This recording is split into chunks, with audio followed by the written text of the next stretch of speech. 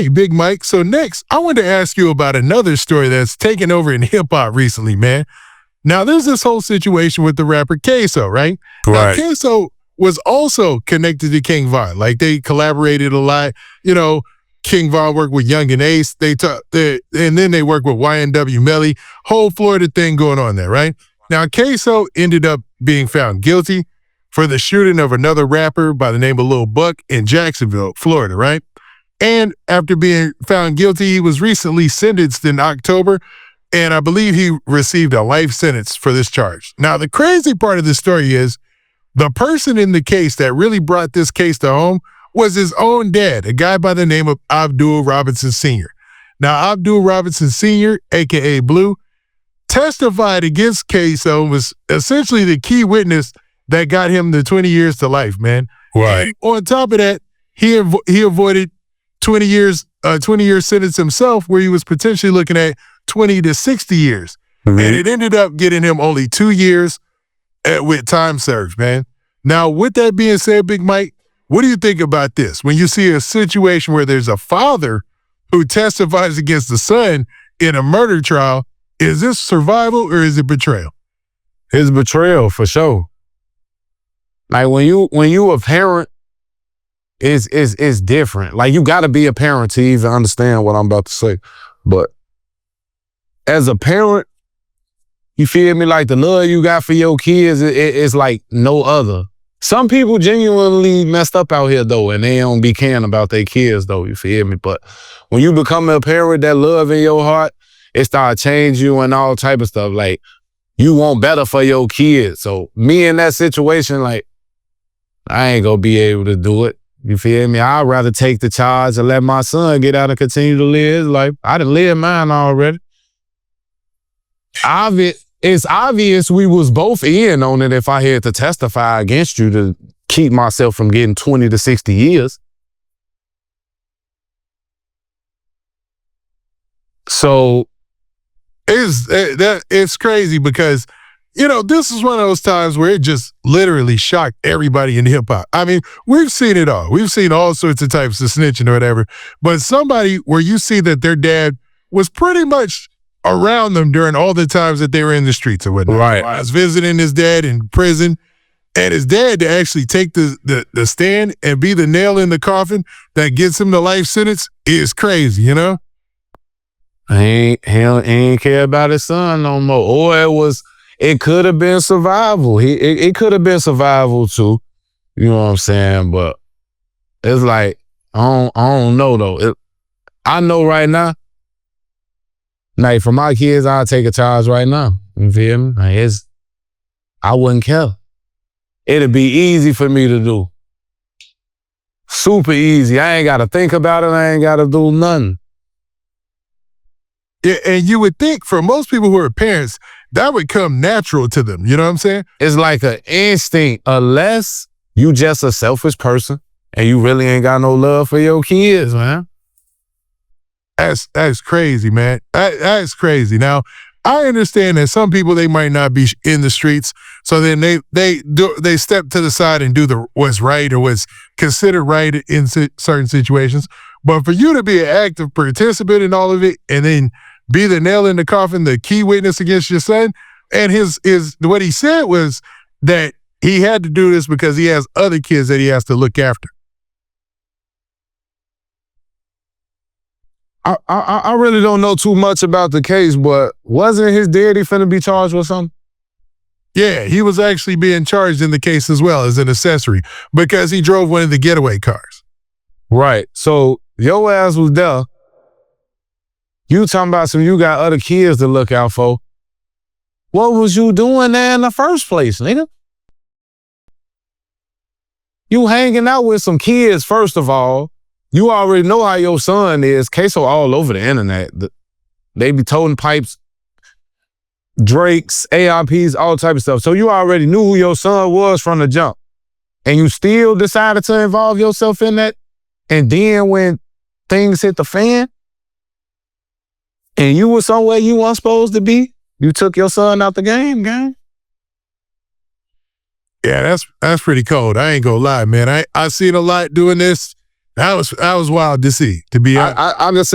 I can say one thing, and it's sad to say, but if Queso ever win that case on the appeal, your old ass better go hide somewhere. Now, to be honest, he already let the judge know in the court case that he was already going to pack up and move. He said, I'm already moving, Judge. I'm putting in the paperwork so I can transfer, you know what I mean? Because he's going to be on the ankle monitor for 2 years, and he's got 3 years of probation with that, right? So he let the judge know that he was leaving. The judge was like, you know what? That'd be a good idea. You know what I'm saying? Because he know you finna be, that was your son, bro. That was your son. And Queso and them is really out there. So it's like, man, that's. But he knew this though. Like you knew, like at any given moment, something can pop off. And then if you weren't that much too worried about going to jail, you still drove that getaway car. Yeah, good point. You still drove it. It's a crazy situation I've never seen happen, man. Yeah, I ain't never seen nobody testify against their son. Yeah. Now, there was another guy who testified also, but he ended up getting 25 years. So Queso's dead, and he was guilty of the same thing, allegedly, being a getaway driver. But he got 25 years. But, you know, he had some other cases as well. But Queso's dead, got time served for this. So he's at the house right now. You know, he probably moved already, but he essentially walked on this one. Right. Yeah. All right, next, Big Mike, man. I wanted to ask you about this, man. You know, going from one situation like that to another is kind of crazy, but this one is kind of an interesting topic, man. It's got a lot of people thinking about rappers, especially drill rappers, maturing in the rap game, right?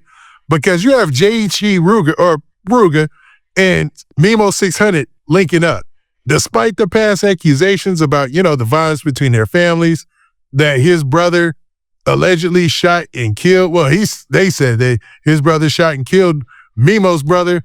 Lil Steve. They actually, you know, yeah, Lil Steve, which is, you know, the namesake of Steve Drive and all that, right? What do you think about this, man? Because that's forgiving a lot and showing a lot of growth there. Now, is this a genuine step forward towards peace, or do you think this is a PR move? I don't know, man, because on 1 minute, Memo on the internet trolling all type of people and stuff, and then the next minute you sitting down with people that allegedly you was beefing with. You feel me? Like, I don't know. I can't read Memo, bro. I can't read him because 1 minute it's like you dissing a lot of people that you was growing up with, like your peoples that you was kicking it with before all the little beefs and stuff started, whatever, is out here dying. And they dying and you jumping straight to the internet trolling, bro. But then you go sit down with Rooga and have a peaceful conversation and all this to somebody that's from a block that done did shit to your peoples, man. Allegedly done did shit to your people. But I don't know. I don't know if it's publicity. I don't know if it's real, you feel me? Now with Rooga, I can say like it's real, cause you don't see Rooga out here doing that type of stuff no more. Like you could tell you could tell a grown man when you see one. Like you would just look at him and be like, yeah, I could. He don't be on that shit no more. He trying to take some money. You know what I'm saying? Like Rooga, I don't be seeing him on the internet with that truck. But like every time somebody end up dead or something going on the internet, you gonna see Memo. You feel me? So I don't know if his is genuine. I can't say if he being genuine or not about that beef squashing. Now Rooga, that's a different story. You feel me? But Memo, he trolled too much. He do too much on the internet for me to sit up here and say, like, oh, that's real. He really trying to sit down and you know what I'm saying? They just trying to squash that beef. Everybody trying to boss up. Grown man, get to the money, feed your family. You know what I'm saying? I don't know if them facts. I don't know if that just for him to make some money or the fans need something to talk about, so he giving them something to talk about. Oh, Memo just sat down with Rooga. You know what I'm saying? Now it's something that's talked about. You feel me? So I can't say if it's genuine or not. I don't know. Yeah, it's a tough one, man, because, you know, you like to see some growth, but then, you know, like you said, Memo trolls a lot. You know what I'm saying? He's like known for doing a lot of trolling. And he trolling dead people at that, though. Like, How's people supposed to look at you and be like, yeah, he really trying to sit down and boss up, be a grown man and stay out of these streets? Everybody that's looking at you now probably looking like, man, wasn't he just talking? And now it don't be making sense, bro. Yeah, it's a wild one, man, because Memo, like you said, man, he's done some crazy trolling, and he's trolled people on his side as well, you know? That's what I'm saying. Like, I don't know. Do you think that this might just be for more attention and to get their name out? It is. It's attention. It's publicity. It's like, don't you know how, like when you used to be a child and you used to be the only child and then you got the little brother now? And now the family is paying him all the attention, so you got to do something to get them to start looking at you, so then you start doing dumb shit.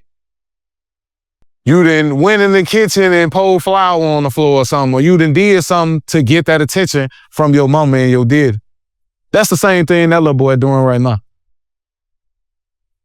It seems like it, man. He attention seeking, man. He's seeking it. Now, when it comes to now, what do you think about them doing music in the future together? Do you think that's a possibility? Now, if y'all finna sit up on a song together and rap about some gangster shit, y'all crazy. That's different. Y'all crazy because your verse and your verse gonna be based off of drill music, which is what's going on or what done happened in these streets. So what are you gonna say and what you gonna say? Both of y'all gonna be pussyfooting because you not gonna be able to say what you really want to say because you on a song with him, and he not gonna be able to say what he really want to say because he on a song with you. Now, if y'all gonna make a song about some females, some money, some cars, some clothes, you know what I'm saying, getting businesses or something like that, or keeping the kids out of the streets, oh, they gonna make some money.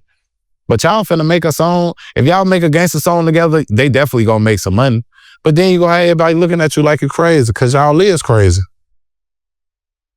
Yeah, and when it comes to Rooga, he's always seemed more of a more serious kind of guy and less of a troll, because remember, he got into it previously with people who he felt was like, you know, playing with like serious topics or whatever in the past. Right. So you wouldn't expect that from him, but I don't know, from his point of view, it might actually be genuine. He's really trying to get past all that because it's like, he done some big things out here already.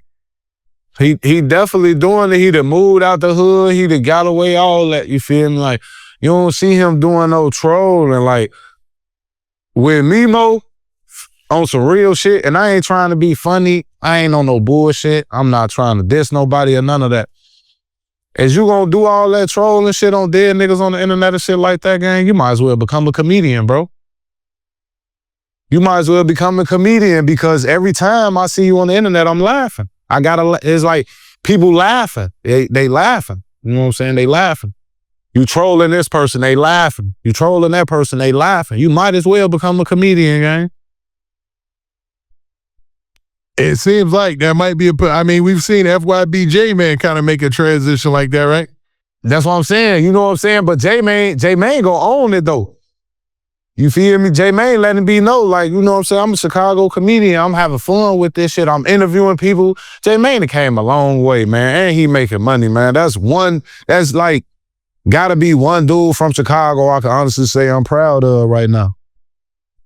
That's dope, man. Well, how he moving, everything, bro. How he moving, how he, you know what I'm saying? Even though J Mane took himself out the streets, and that's the whole reason why, you know what I'm saying, people could go, like, you know what I'm saying, people he used to be into it with could go to him, you know what I'm saying? J Mane out the streets, he pushing peace, he doing all this stuff for the kids, he doing everything. Like, J Mane has become a Chicago figure, so you really can't even do shit to him no motherfucking way. Yeah, once you start talking to the mayor and all that stuff, and you know, the like you hosting huge concerts, you become a huge celebrity like that, right? You can't touch J Mane now.